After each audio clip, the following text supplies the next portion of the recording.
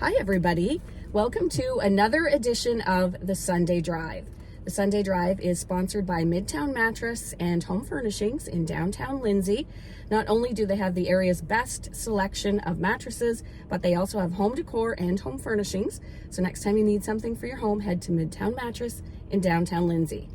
I'm so excited today. We have broadcasting legend Wally Macht here with us, and we are going to discuss his 40-year career in broadcasting. He began in Saskatchewan as a prairie boy in Saskatchewan, and then he went to CTV National, Canada AM, and he finished off his career in Peterborough. So we're going to talk about all of that, the state of the industry, and more. So sit back, relax, and enjoy this edition of the Sunday Drive.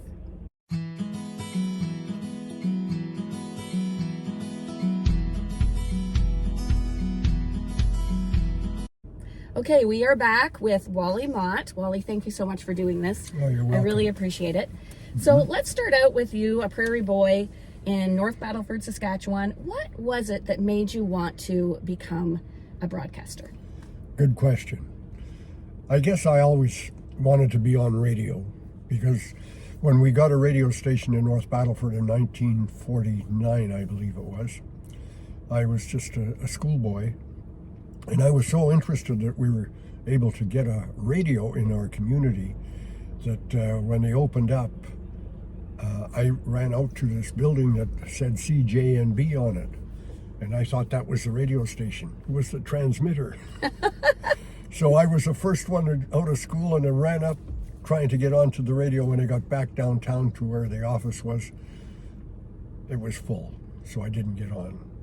However, I persevered, and I guess when I got into high school, a friend of mine got a part-time job working at the station. He had a great voice, and but he couldn't read very well, but they were training him. So I said, gee, I'd like to get on that the same as you. Mm-hmm. So I made 5 auditions year after year. 5 years in a row? Well, it might be 3 years. 3 years, some in between. Anyway, I never got the job.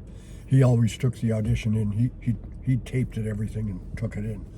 Anyway, I said, I'm going to go in myself this time with the audition and talk to the manager. So I talked to him. And he said, no, I'm sorry. He said, you just haven't got the voice for it, blah, blah, blah. You needed a deep voice in those days. And I said, well, I need a job. I said, you know, I'm working for my uncle in the wintertime, or during the summer. He's a construction guy, and so I'm I'm apprenticing at bricklaying. But I said, I need a job for now, and I'd really appreciate it if I could work for 3 months or something. Mm-hmm.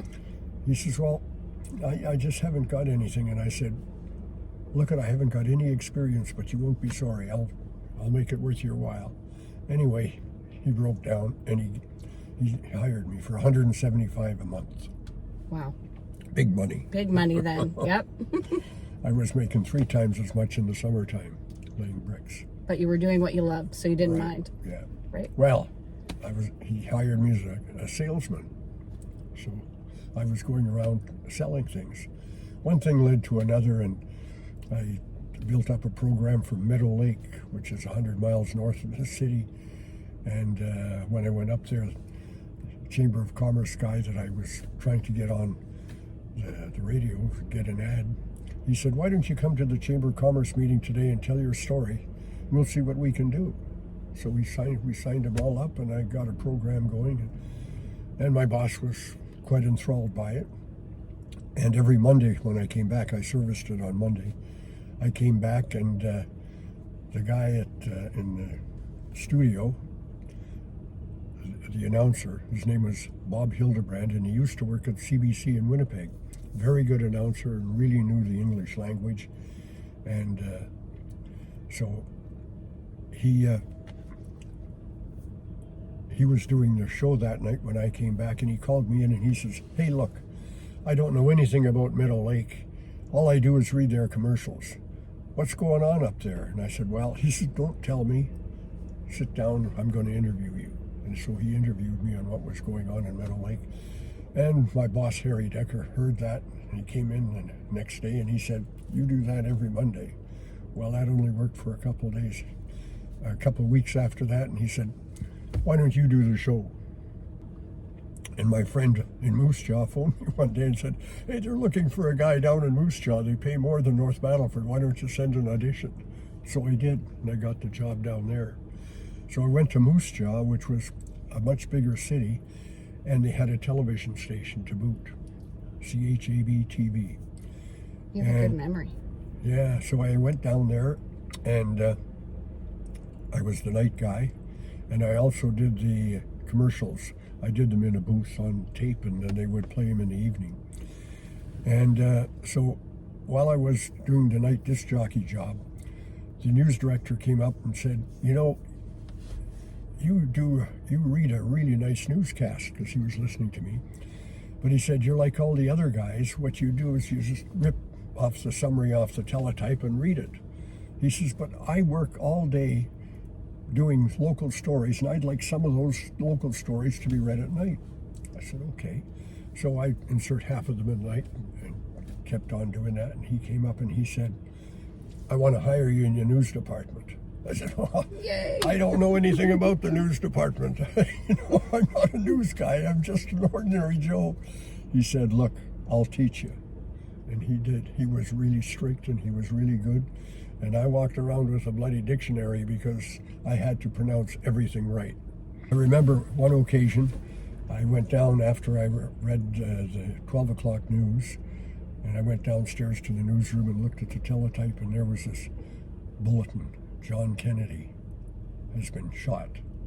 So I ran upstairs and I told the control room, we just had one camera, so turn the camera around, I got a bulletin. So they turned it around, I read out, I just didn't ad-lib the thing. And then we put a television out in the window in front, and we locked into CBS and carried the show for the rest of the day, and I went home and cried all afternoon. Wow. Watching that. And then CTV came calling, we want to make you Western Bureau Chief. We'll send you to Winnipeg, open up you'll work at the Winnipeg CTV station and operate from there. So that's where I went, and I was there for a year and a half until they came back again and said, "We want you in Toronto." The big leagues. Yeah, I was apprehensive about going to Toronto. My wife was apprehensive about it. She didn't even want to go to Winnipeg. She's a homebody. Anyway, we managed to get to Toronto. But they used to call me, and I lived close to the station, and they used to call me in when the morning guy, usually it was, who was it now? I forget his name. I'm bad with names. You're doing pretty good, Wally.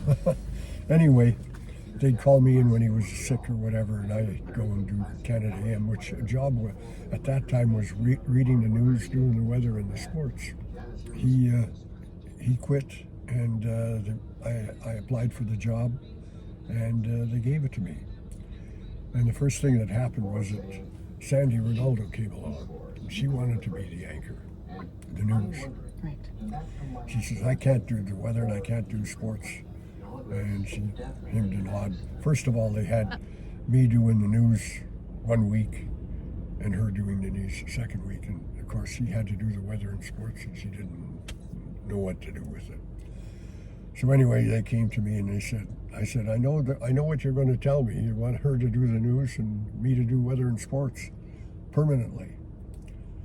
He says, "Yeah."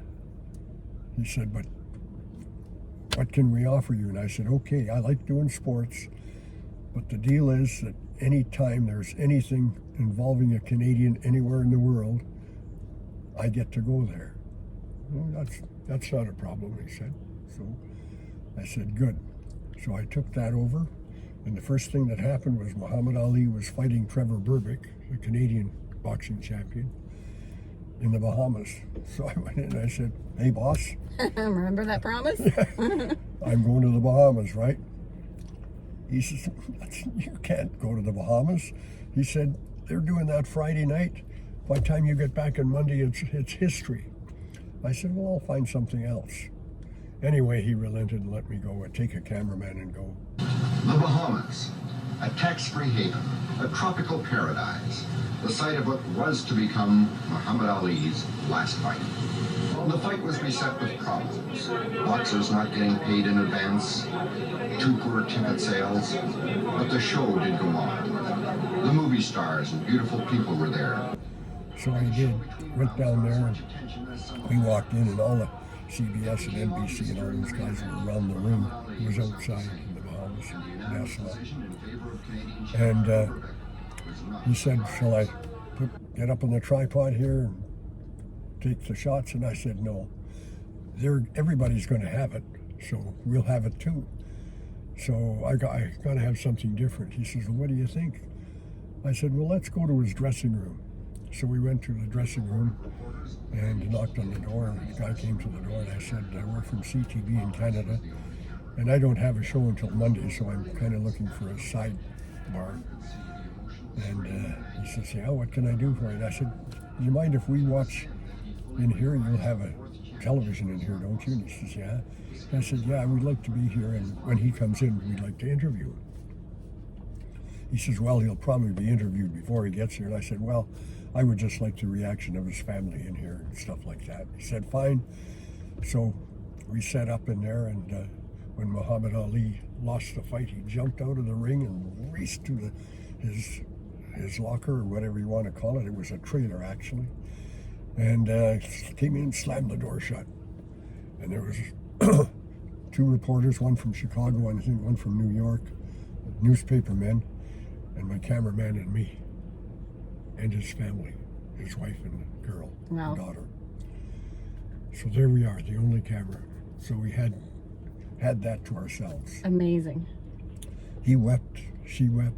What happened after that was we took the day off and lazed around, and then on Sunday we went to the airport to get on the plane, and I noticed Muhammad Ali's right-hand man. I said, where's your partner? He says, oh, we never fly together. He's on another flight. We're going over to Miami. I said, well, that's where I'm going.